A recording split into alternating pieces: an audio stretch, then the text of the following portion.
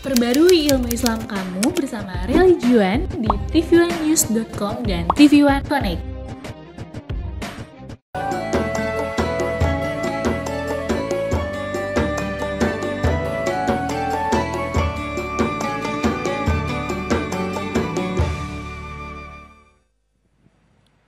Assalamualaikum warahmatullahi wabarakatuh.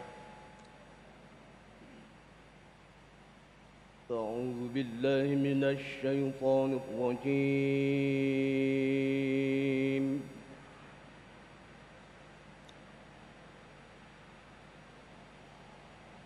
Bismillahirrahmanirrahim.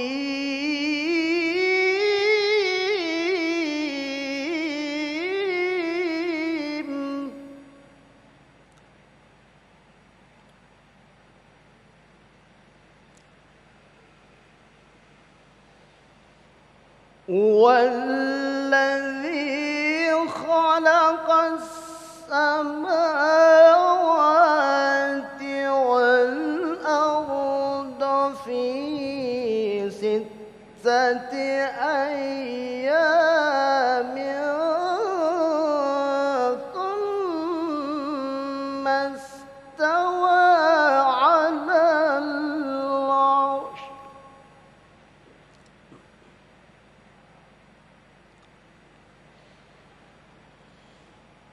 يعلم ما يلج في الأرض وما يخرج منها وما ينزل من السماء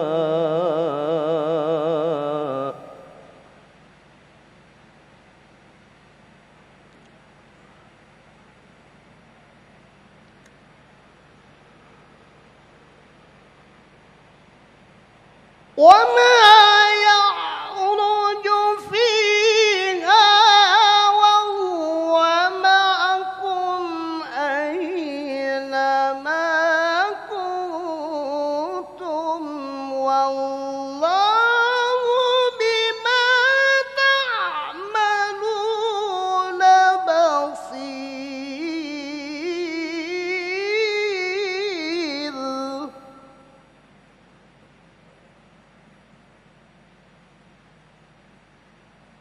صدق الله العظيم.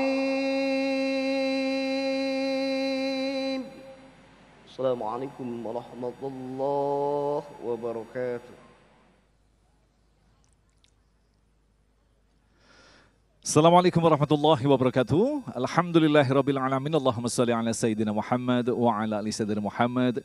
Puji syukur kepada Allah yang kembali mempertemukan kita dalam majelis ilmu damai nusaku yang kali ini disiarkan kembali dari Masjid Al-Istighna Universitas Cendekia Abdi Tama Islamic Village Tangerang. Dan alhamdulillah dalam kesempatan kali ini guru kita yang kita cintai Ustadz Abdul Somad dan tentu saja Kiai Haji Syarif Ahmad Naji akan menghadirkan satu tema yang menjadi pengingat bagi kita. Sekali lagi kita hidup di buminya Allah. Bumi ini adalah milik Allah. Orang yang tahu diri adalah orang yang berjalan dan beramal di muka bumi ini dan merasa diawasi Allah. Pertanyaannya, apakah benar selama ini kita merasa diawasi oleh Allah? Kita perhatikan dari amalan-amalan kita.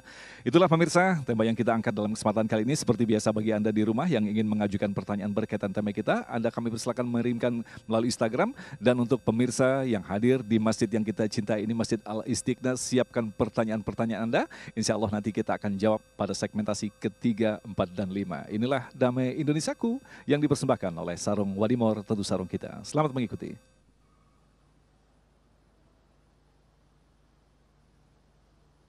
Assalamualaikum warahmatullahi wabarakatuh.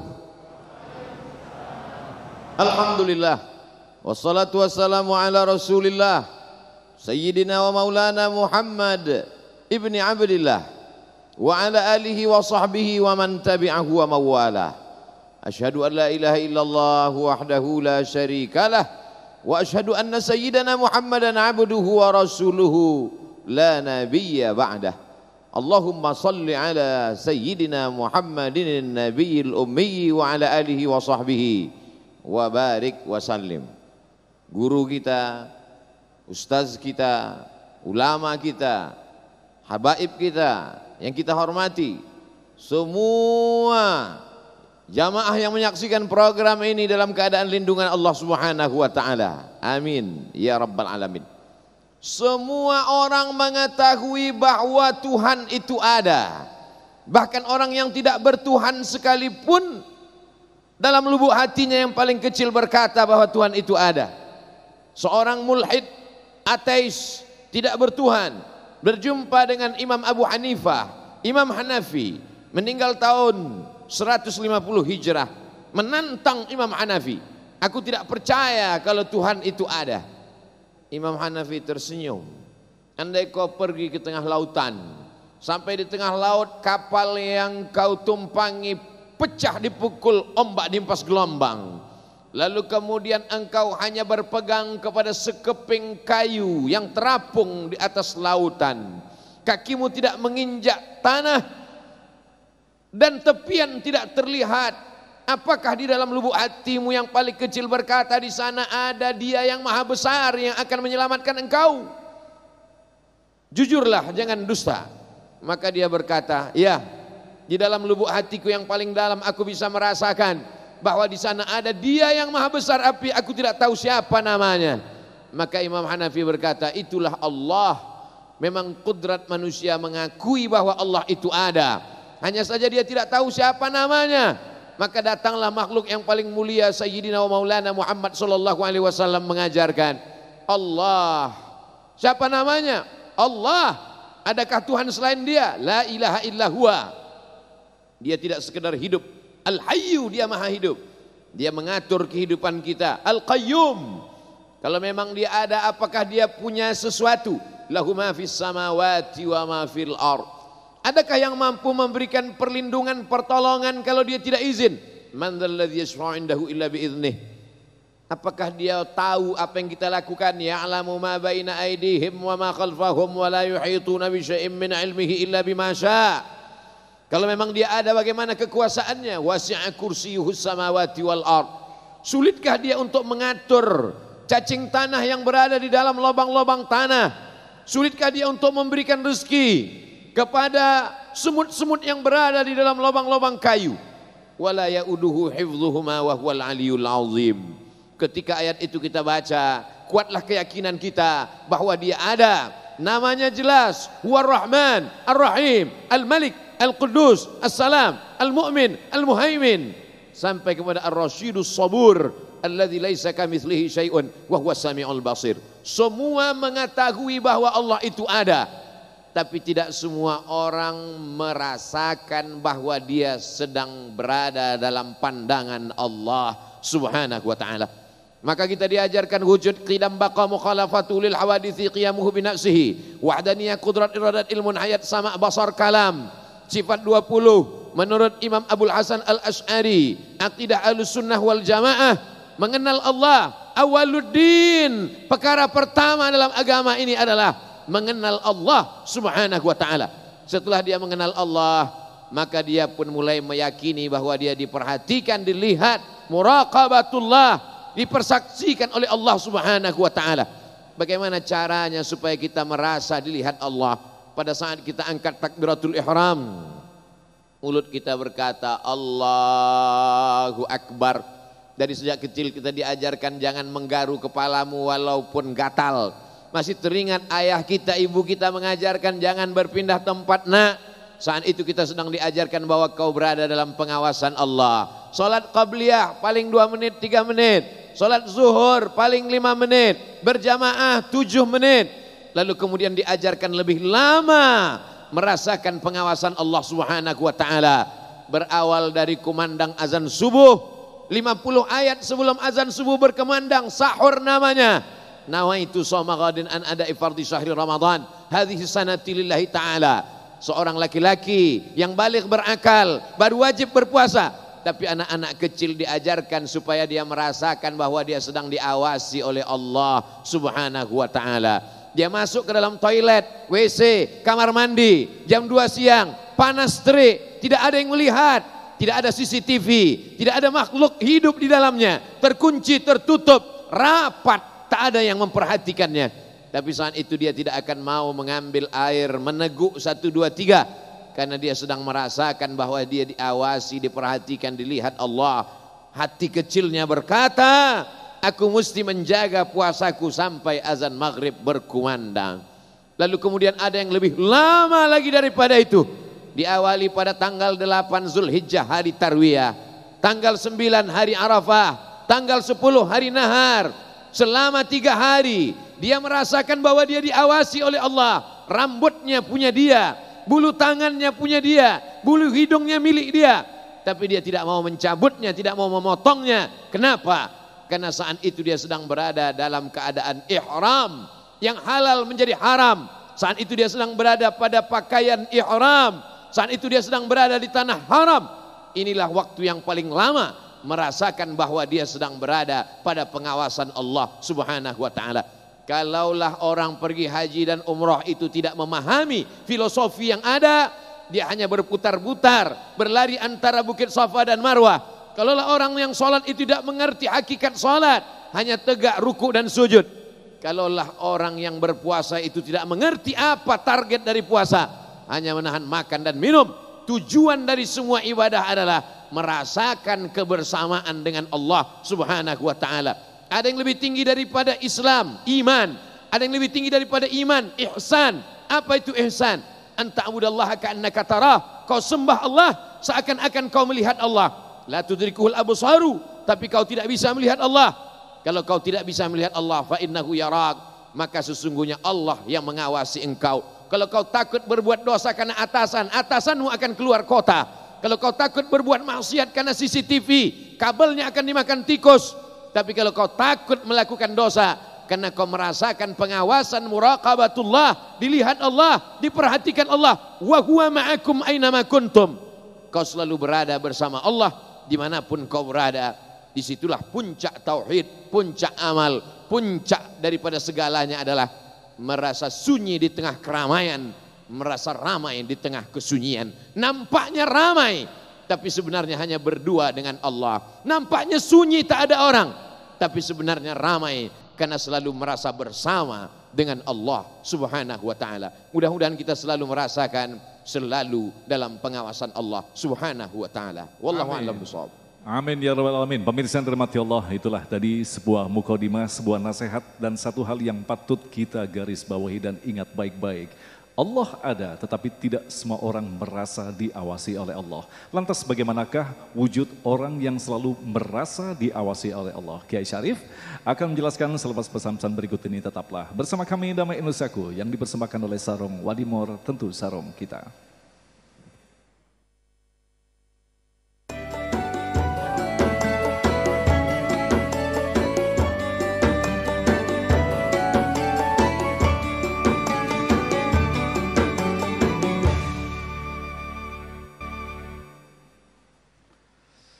Baik, terima kasih pemirsa, Anda masih bersama kami Damai Indonesiaku yang mengangkat tema tentang orang-orang yang diawasi oleh Allah atau merasa diawasi oleh Allah. Dan tadi mukadimah sudah disampaikan oleh guru kita Ustadz Abdul Somad. Untuk itu kami persiapkan pemirsa yang ada di Masjid Al-Istiqnat dan juga yang ada di rumah, siap-siap dengan pertanyaan. Mudah-mudahan apa yang disampaikan ini akan semakin tergali pemahaman kita bahwa kita wajib memahami Allah sedang mengawasi kita. Lantas apa hikmah daripada Allah mengawasi kita dan bagaimanakah sosok orang-orang yang merasa diawasi oleh Allah? Kiai Syarif akan menjelaskan untuk kita. Silakan Kiai.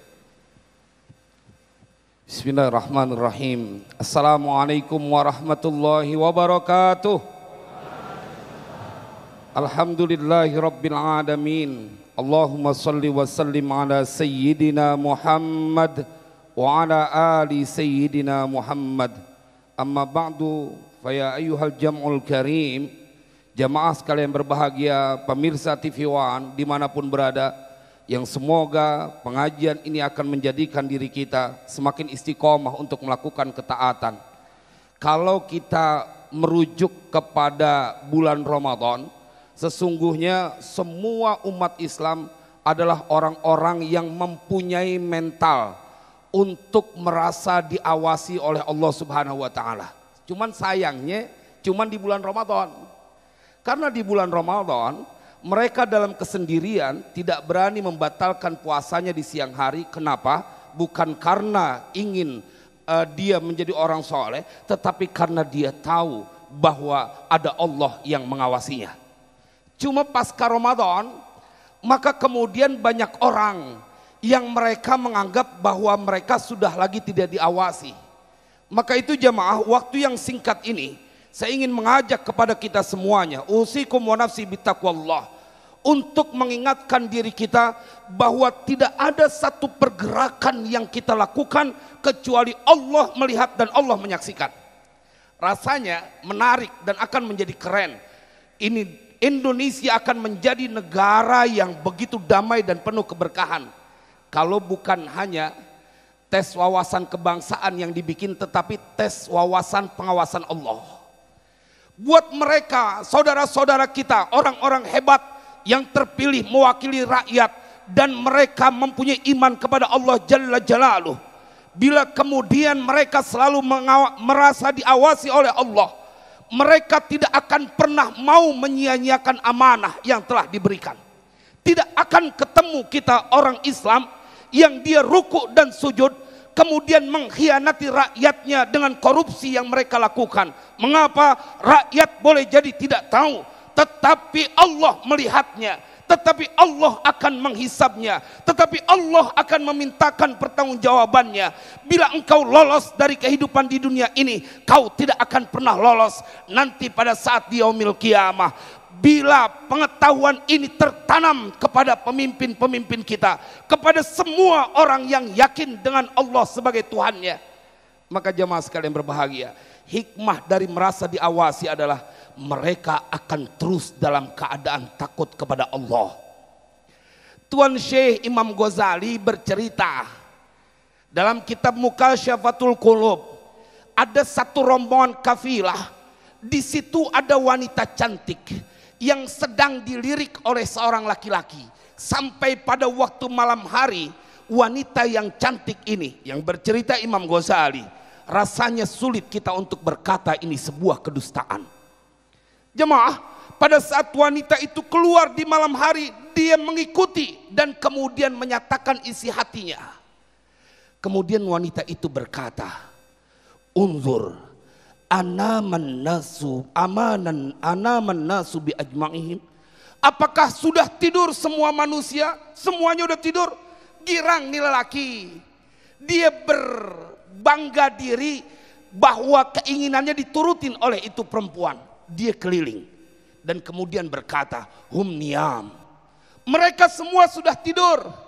Lalu kemudian wanita itu berkata, madza taqulu fillah fi hadhihi sa'ah. Lalu apa pendapatmu tentang dia Allah pada saat ini? Apakah dia tidur? Kemudian dia berkata, la yanamu. Pemuda itu berkata, Allah tidak tidur. La ta'khudhuhu sinatu wala naum. Allah tidak tidur, bahkan ngantuk pun tidak. Maka jemaah sekalian berbahagia, apakah engkau tidak malu saat dia menyaksikan apa yang engkau inginkan terjadi pada diriku kelak? Dia bertaubat. Engkau bisa bersembunyi dari makhluk, tetapi bila engkau merasa diawasi oleh Allah Subhanahu wa taala, maka kau tidak akan pernah berani untuk melakukan sebuah kesalahan, karena ada sesuatu yang diceritakan oleh Allah dalam Al-Quran. Orang-orang yang mereka menyesal pada saat diberikan catatan oleh Allah nanti di yaumil qiyamah, ternyata isinya adalah keburukan-keburukan. Dan jemaah sekalian berbahagia, begitu mengerikan sampai Allah ceritakan nanti mereka akan rela menggadaikan anak keturunannya, bahkan istrinya akan digadaikan demi untuk terbebas dari sebuah siksaan dari lantaran kau menganggap remeh pada saat di dunia. Yubassarunahum yawaddul mujrimu law yaftadi min adabi yaumi idzin bibani. wa sahibatihi wa akhihi wa fasilatihi allati tu'wi wa man fil ardi jami'an thumma yunji kalla innaha lallah nazza'atan lisyawa tad'u man adbara wa tawalla wa jama'a fa'au'a. Ini dia nih yang akan terjadi yang Allah ceritakan. Bila engkau merasa dirimu bisa bersembunyi dari makhluk dan engkau tidak memperdulikan saat kau sedang mengkhianati banyak orang, saat engkau sedang melakukan kedurhakaan, enggak ada yang bisa luput dari pengetahuan Allah, enggak ada yang luput dari catatan-catatan yang kudu dimintakan pertanggungjawaban kelak. Maka hikmah pertama, bila engkau merasa diawasi oleh Allah, yang terjadi adalah engkau akan takut melakukan kesalahan. Tuan Syekh Imam Ghazali dalam kitab Ihya-nya bercerita sosok seorang laki-laki yang bernama Rabi bin Khaisam. Dia nggak berani ngangkat kepalanya sampai 20 tahun. Dari lantaran apa? Dia takut kepada Allah karena dia tahu Allah sedang mengawasinya. Jemaah sekalian yang berbahagia, maka pada kesempatan kali ini saya juga ingin menyampaikan bahwa hikmah pada saat engkau merasa diawasi oleh Allah, hilang rasa takut di dalam dirimu kepada makhluk. Hilang rasa takut di dalam dirimu kepada makhluk. Karena engkau tahu bahwa Allah mengawasi segala keadaanmu. Apapun yang terjadi saat ini pada dirimu, umat Nabi Muhammad nggak boleh takut sama makhluk. Karena dia diawasi oleh Allah Jalla Jalaluhu. Nanti kita lanjutkan. Masya Allah, luar biasa sekali mukadimah yang baru saja disampaikan oleh guru kita, dan insya Allah nanti kita akan lebih dalam lagi untuk mendiskusikan, dan tentu saja saya yakin begitu banyak pertanyaan-pertanyaan yang berkaitan bagaimanakah kita mengkondisikan diri kita untuk merasa diawasi oleh Allah. Kita akan jawab pertanyaan-pertanyaan Anda selepas pesan-pesan berikut ini. Damai Indonesiaku.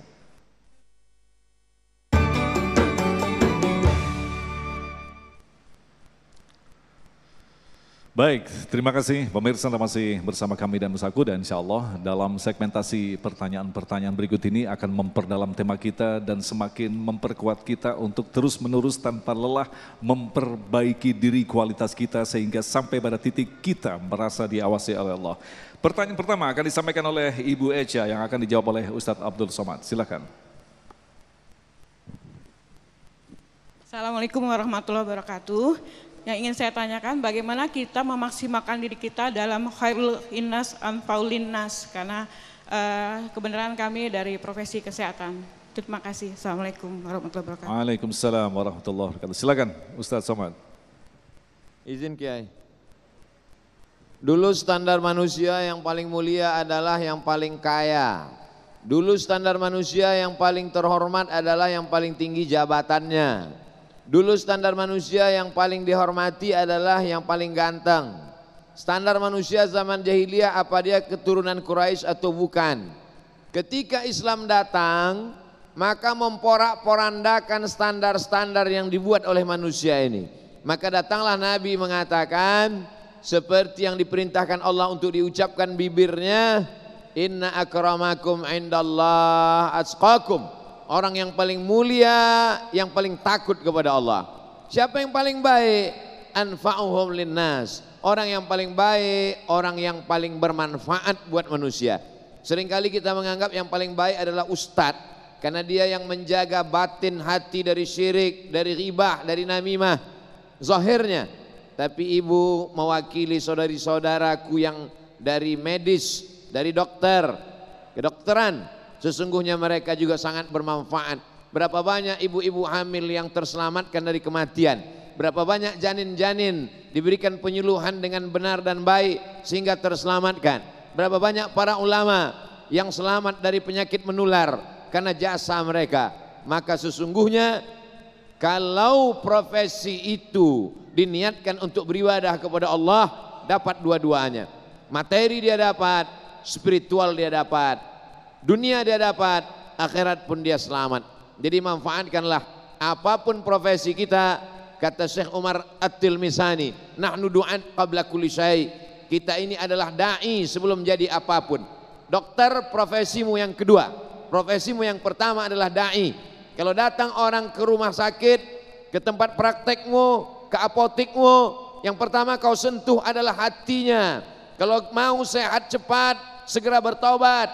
Kalau mau segera turun pertolongan Allah, maka berdoalah, sholat jangan tinggalkan. Mungkin kata-kata ustadz tidak didengar mereka karena mereka tidak pernah sholat Jumat. Tapi kata-katamu di saat dia sakit menyentuh hatinya. Ayyadiyallahu bika rajulan wahidan. Satu orang dapat hidayah karenamu. Khairum min umurin na'am. Lebih baik daripada dunia dan seisinya. Wallahu a'lam. Baik, selanjutnya kami persilakan pada Bapak Sunardi. Silakan. Bismillahirrahmanirrahim. Assalamualaikum warahmatullahi wabarakatuh. Terima kasih Mas Agung. Singkat saja kepada Profesor Dr. Uwas Abdul Somad ya Pak.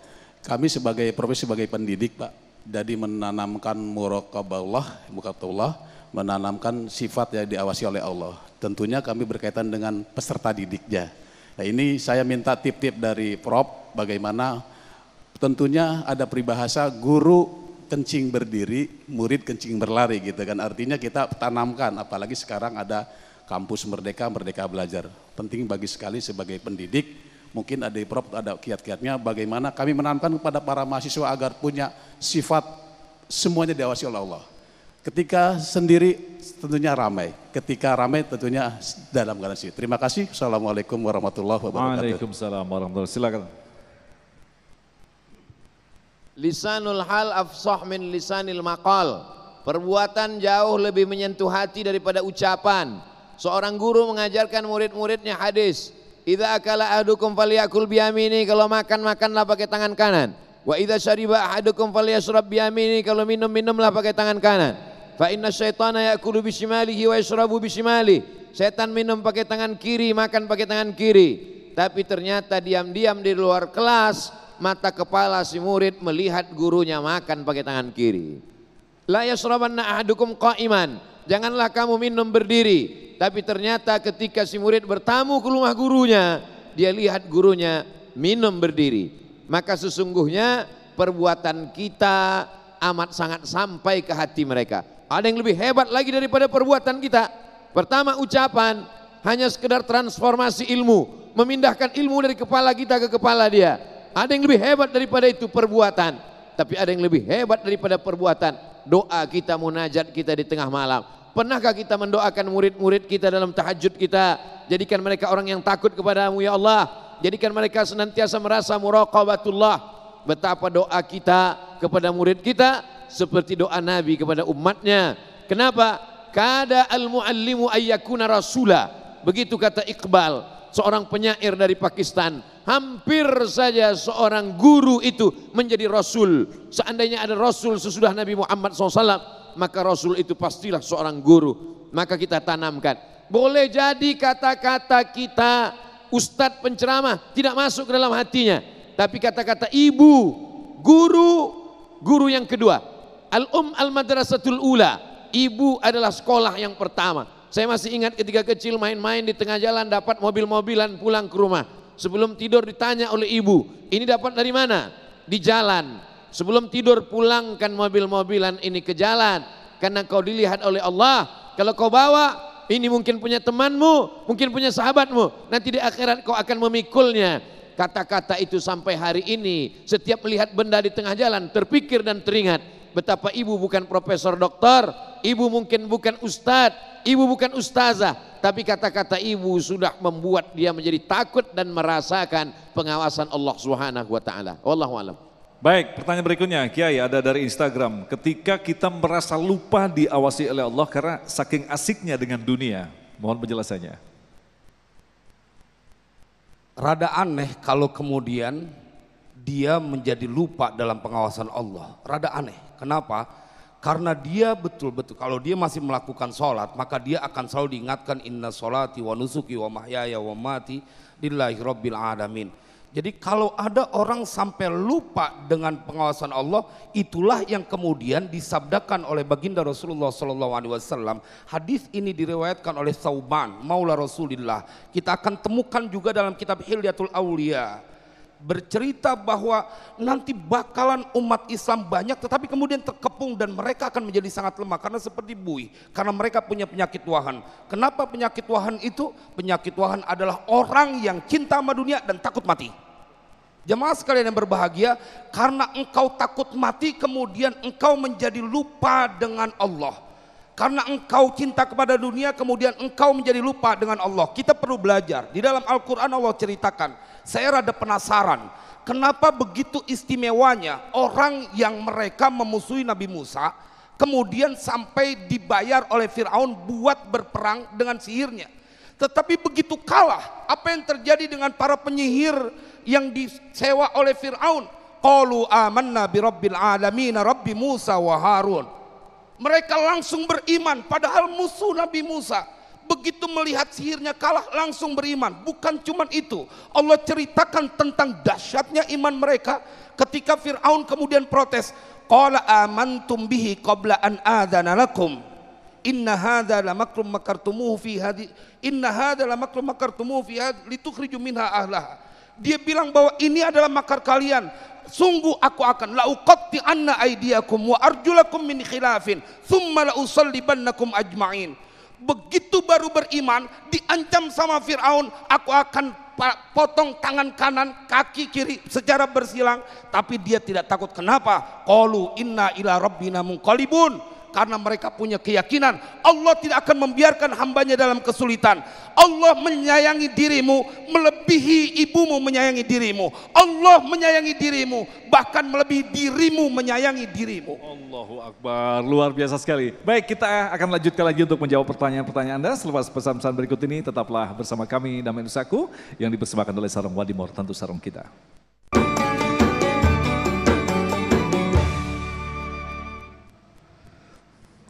Baik, terima kasih pemirsa, Anda masih bersama kami Damai Nusaku yang mengangkat tema tentang merasa diawasi oleh Allah. Pertanyaan berikut akan disampaikan oleh Ibu Amita. Kami persilakan.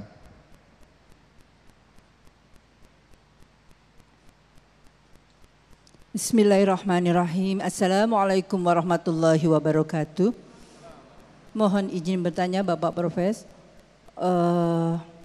Saya adalah seorang pendidik di Sekolah Tinggi Ilmu Tarbiyah Islamic Village Tangerang.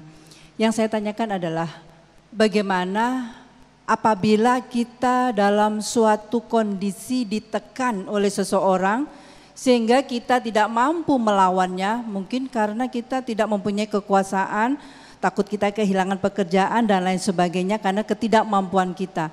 Apakah perbuatan tersebut kita tidak termasuk muraqabatullah? Seperti itu. Terima kasih Pak Ustadz. Assalamualaikum warahmatullahi wabarakatuh. Ustadz Somad, silakan. Ini pertanyaan menarik sekali. Kita dipaksa oleh orang sehingga kita merasa ya terpaksa melakukan walaupun kita diawasi oleh Allah. Ini sering kita alami nih Ustadz Somad. Silakan. Dia dipaksa untuk mengeluarkan kata-kata kafir dari mulutnya. Tidak ada tawar-menawar. Akhirnya dilaporkan kepada Nabi Muhammad SAW. Ya Rasulullah, itu Ammar bin Yasir. Dari mulutnya sudah keluar kata-kata kafir. Turun ayat langsung Allah membela Ammar bin Yasir. Illa man ukriha, kecuali orang yang dalam keadaan terpaksa, wa qalbuhu mutmainnun bil iman, tapi hatinya tetap dalam keadaan tenang dengan keimanan. Ini salah satu kehebatan sahabat Nabi bernama Ammar bin Yasir. Ibunya Sumayyah, perempuan yang pertama mati syahid. Ditombak oleh Abu Jahal, ditangkai jantungnya mati. Lalu apa kata Nabi? Sabran ya ala Yasir, inna mau'idakumul jannah. Sabar wahai keluarga Yasir, kalian dijanjikan Allah Ta'ala surga.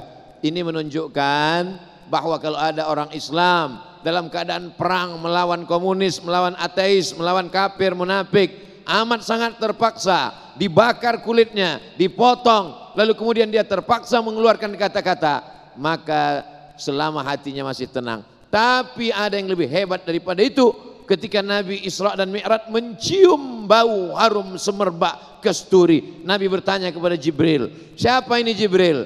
Inilah makam perempuan yang menyisir rambut keluarga Fir'aun. Dia tidak berselindung di balik keterpaksaan. Dia tetap lantang berkata Bismillah. Lalu kemudian satu persatu anaknya itu dimasukkan ke dalam wajan dengan minyak yang mendidih. Kalau dia yang mati tidak mengapa, tapi buah hati belayan jiwanya, dia tetap berkata Bismillah. Jadi andai mampu seperti perempuan tukang sisir Fir'aun, silakan pilih. Andai tidak mampu ikut seperti Ammar bin Yasir pun tidak mengapa, selama hatimu tetap dalam keadaan iman. Wallahu a'lam. Insyaallah. Baik, terima kasih. Selanjutnya kepada Bapak Subali. Silakan. Bismillahirrahmanirrahim. Terima kasih. Assalamualaikum warahmatullahi wabarakatuh. Saya Subali sebagai pendidik juga dari Universitas Cendekia Abdi Tama. Memang kita selalu berusaha untuk merasa selalu diawasi oleh Allah Subhanahu wa taala. Hanya yang ingin saya tanyakan kepada Bapak Ustadz Abdul Somad, ukurannya apa nih bahwa kita sudah merasa diawasi oleh Allah Subhanahu wa taala. Terima kasih. Assalamualaikum warahmatullahi wabarakatuh. Assalamualaikum warahmatullahi wabarakatuh. Silakan Ustaz. Kalau kita dapat nikmat amat sangat senang, lalu kemudian dapat ujian amat sangat susah hati, berarti kita belum merasa bahwa kita diawasi Allah. Kenapa? Karena ketika dapat nikmat senang sekali berarti karena nikmatnya, bukan karena si pemberi nikmat. Ketika kita diuji dengan ujian amat sangat terpukul, kita tidak melihat pada yang memberi ujian itu. Ada 3 orang diberi pena oleh raja.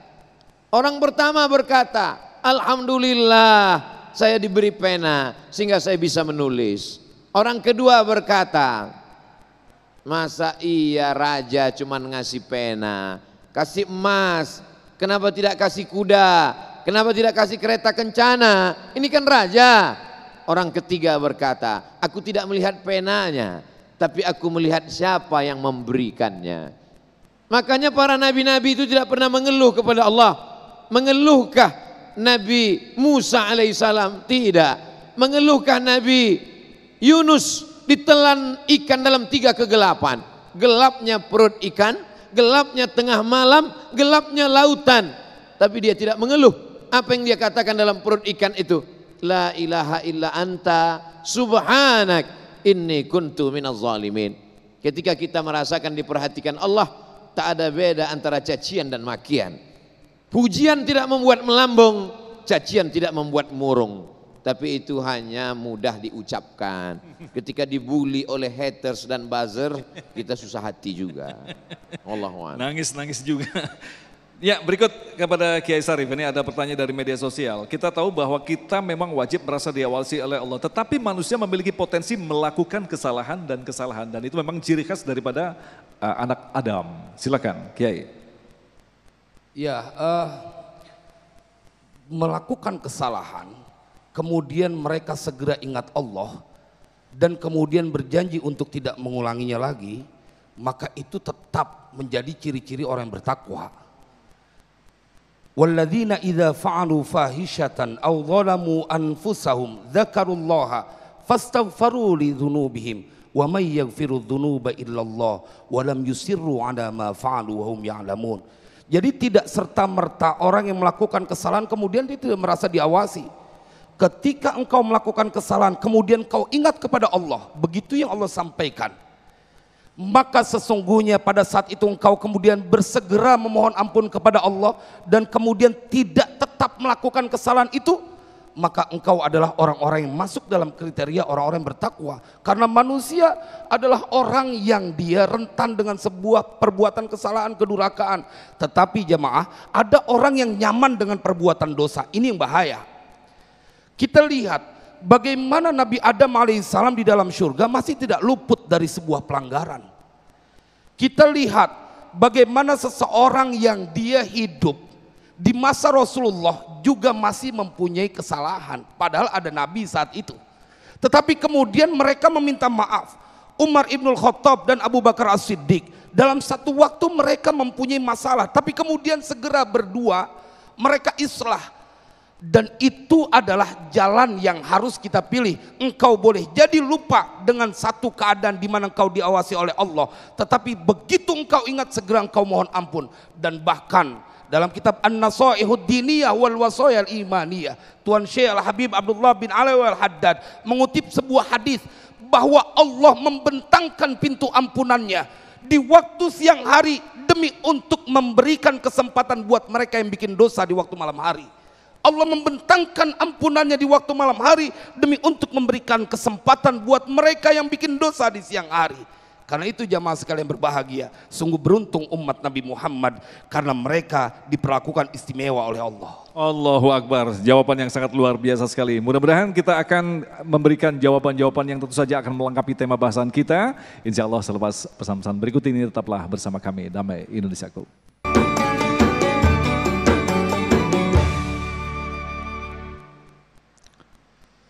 Baik, terima kasih pemirsa, kita akan lanjut lagi untuk menjawab pertanyaan pada segmentasi berikut ini dan memang waktunya sangat singkat. Ini adalah pertanyaan berikutnya. Kami persilakan Bapak Agus.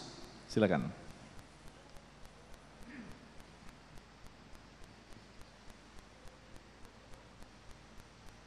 Bismillahirrahmanirrahim. Assalamualaikum warahmatullahi wabarakatuh. Mohon maaf Ustadz, mau bertanya, mohon tipnya saja. Barangkali kita sudah yakin bahwa Allah melihat kita, bahkan kita hafal al-ihsan anta abudallahu ka'annaka tara fa ilam takun tara fa innahu yarak. Bahkan kita berikrar inna sholati wa nusuki wa mahyaya wa mamati lillah. Kita berikrar tiap hari, tapi kenyataannya Ustadz, banyak saja kita berulang melakukan kesalahan-kesalahan dalam keseharian kita. Mohon tipnya Ustadz, bagaimana supaya kita tetap terjaga keyakinan kita akan pengawasan Allah Subhanahu wa taala. Itu saja. Terima kasih. Assalamualaikum warahmatullahi wabarakatuh. Waalaikumsalam. Silakan Ustadz Somad. Maqam paling tinggi ihsan, merasakan, diperhatikan, dilihat Allah Subhanahu wa taala. Untuk sampai ke puncak itu tentu ada anak-anak tangga yang kita tempuh. Yang pertama berawal dari ilmu. La ilaha illallah penting, tapi sebelum la ilaha illallah fa'lam annahu la ilaha illallah. Maka akidah amat sangat penting. Saya selalu mengajak kita untuk membaca buku akidah. Diawali dari Aqidatul Awam. Aqidatul Awam, Jala'ul Afham, Syarah Aqidatul Awam, Sayyid Muhammad Alawi bin Abbas Al-Hasani Al-Maliki. Bagi yang tidak bisa pakai bahasa Arab, bahasa Indonesia, Ahlus Sunnah wal Jamaah, Aqidah Ahlus Sunnah wal Jamaah, penjelasan 50 sifat Kiai Haji Idrus Ramli. Aqidah dulu. Awaluddin yang pertama ma'rifatullah, ilmu. Setelah itu nanti muncul rasa takut. Saya pengalaman pribadi diri saya tidak bercerita tentang orang lain. Ketika nanti ini saya ambil, saya akan berhadapan dengan hari kiamat. Sebelum itu saya akan mati, merasakan sakaratul maut, masuk ke liang lahat, pandangan mata saya tak sampai sejengkal ke dinding karena hidung saya mesti menempel ke tanah. Tentu itu tidak bisa diceritakan, maka kita sendiri yang datang menguburkan jenazah. Jadi tidak langsung merasa Allah melihat, itu tinggi sekali. Tapi ada rasa takut kepada azab, dan itu adalah akidah. Makanya mengkaji tentang sholat, puasa, zikir, sholat sunat, bagus. Tapi pertama sekali dasar segalanya adalah akidah. Makanya tafsir, kalau mau kaji tafsir dari juz amma. Kenapa juz amma? Karena amma yatasa'alun sampai an-nas itu banyak sekali bercerita tentang kematian, hari kiamat, bangkit menghadap Allah. Ketakutan-ketakutan itulah nanti pada puncaknya buah daripada tanaman yang kita tanam. Biji benihnya adalah ilmu, disiram dengan amal, berbuah. Buahnya itulah rasa takut kepada Allah. Boleh jadi yang saya ceritakan ini buah takut yang saya miliki hanya sebesar ujung kelingking. Tapi ada orang yang tidak berbicara tapi dia beramal, boleh jadi buah takutnya lebih besar kepada Allah Subhanahu wa taala. Wallahu a'lam bishawab. Baik, kembali ke Kiai Syarif ini dari media sosial. Lantas bagaimanakah ini kita pahami bahwa manusia adalah makhluk yang memang tugasnya berat, tidak seperti makhluk-makhluk lainnya. Artinya dalam dirinya ada potensi setan dan juga ada gangguan setan. Lantas bagaimanakah kita harus berperang dengan kondisi seperti ini sementara di lain sisi kita wajib untuk mengingat bahwa kita sedang diawasi oleh Allah. Manusia adalah makhluk yang unik. Kiai, silakan. Ada satu jaminan dalam surat Al-Maidah. Kita akan temukan pada ayat ke-12 bahwa engkau akan terproteksi dari segala bencana karena Allah akan menemanimu, dijamin oleh Allah. Wa qala Allahu inni ma'akum. Dan Allah berfirman bahwasanya aku bersama kalian. Kapan Allah bersama kalian? La in aqamtumus sholata. Pada saat engkau mendirikan salat. Wa qala Allahu inni ma'akum la in aqamtumus sholata wa ataitumuz zakata wa amantum birusuli wa azzartumuhum wa aqradtumullaha qardun hasana. Ini jalan keluarnya. Engkau akan selalu ditemani oleh Allah. Engkau tidak akan kena dengan gangguan setan, baik yang berbentuk jin atau bangsa manusia. Kan banyak bangsa manusia yang supaya ngajar-ngajarin kita kudu takut sama makhluk. Padahal takut itu hanya kepada Allah. Takut kita harus begini ikhtiar. Lain aqamtumus sholata. Kalau engkau mendirikan sholat, sholat dengan sesungguhnya. Apa yang dijamin dalam Al-Quran? Wa qalallahu inni ma'akum. Sesungguhnya aku bersama kalian selama kalian mendirikan sholat, selama kalian bayar zakat, selama kalian beriman dengan utusanku, selama kalian berani meminjamkan harta kalian di jalan Allah. Maka Allah yang akan bersama kalian. Lagian juga dalam Al-Quran diberikan sebuah garansi sederhana. Kita baca ta'awud saja diri kita terproyeksi. A'udzubillahi minasyaitonirrajim. Allah yang ngajarin tuh. Cuma memang sekarang lagi pada krisis keyakinan dengan apa yang termaktub di dalam Al-Quran dan dengan apa yang disampaikan oleh Rasulullah. Mereka mendewakan logikanya. Maka cukup surat Al-Qalam menjadi sebuah informasi. Ada beberapa orang yang mereka mendewakan akal, ikhtiar mereka, udah mau panen, kemudian mereka bilang kita kudu ke kebun kita pagi-pagi. Kenapa? Karena supaya tidak diminta oleh orang banyak. Apa yang terjadi? Allah sampaikan dalam Al-Quran, fatafa 'alaiha ta'ifum min rabbika wa hum naimun fa asbahat kasarim. Dibikin hangus oleh Allah. Dibikin hangus itu kebunnya oleh Allah. Logika enggak dong. Ikhtiarnya kan udah. Tapi ntar dulu ikhtiar ente enggak seujung kuku dengan ketentuan Allah. Maka jamaah sekalian berbahagia, apa kemudian sebab kesalahan mereka? Dalam ayat Al-Quran disebutkan orang yang paling bijak di antara mereka berkata, qala awsatuhum alam aqul lakum laula tusabbihun. Bukankah aku berkata kenapa kalian tidak bertasbih, mengesahkan Allah, mensucikan Allah? Engkau tidak akan mendapatkan kesulitan, tidak akan tersentuh dirimu yang dalam penjagaan Allah dengan kejahatan siapapun, karena Allah Maha berkuasa dan Dia tidak ada yang menandingi.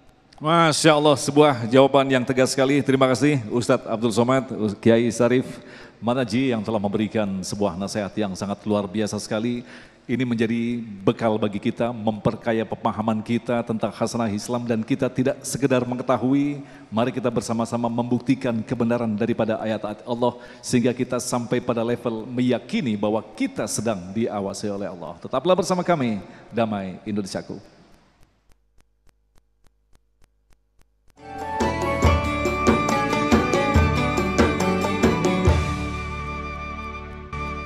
Demikian pemirsa Damai Indonesiaku untuk hari ini, dan bagi Anda yang ingin menyaksikan kembali tayangan ini, Anda bisa menyaksikan melalui YouTube di channel Religiwan. Akhirnya kami kerabat kerja yang bertugas dan pendukung acara ini, Sarung Wadimor, tentu Sarung kita mengucapkan terima kasih atas perhatian Anda. Sampai jumpa minggu depan. Assalamualaikum warahmatullahi wabarakatuh. Allahumma faqihna fid din, dalamkan ilmu agama kami, wa 'allimna ta'wil, ajarkan kami pemahaman agama yang benar, warzuqna fahmal mursalin, berikan kami kepahaman seperti yang pernah kau limpahkan kepada para nabi dan wali-walimu ya Allah. Allahumma ja'alna minal muttaqin, jadikan kami orang yang memiliki rasa takut, selalu berada dalam pengawasanmu ya dzal jalali wal ikram, kau yang maha mulia. Akrimna wa la tuhinna, muliakan kami, jangan hinakan kami. Rabbana ighfir lana dzunubana, ampunkan dosa kami, wali walidina, kedua orang tua kami, wali masyayikhina, kiai guru, para habaib kami, wali man syarakana, semua yang ikut dalam program Damai Indonesiaku pada kesempatan yang baik dan mulia ini. Allahumma rabbana atina fid dunya hasanatan wa fil akhirati hasanatan wa qina adzabannar. Wa sallallahu ala sayyidina Muhammad wa ala alihi wa sahbihi wasallam. Walhamdulillahi rabbil alamin.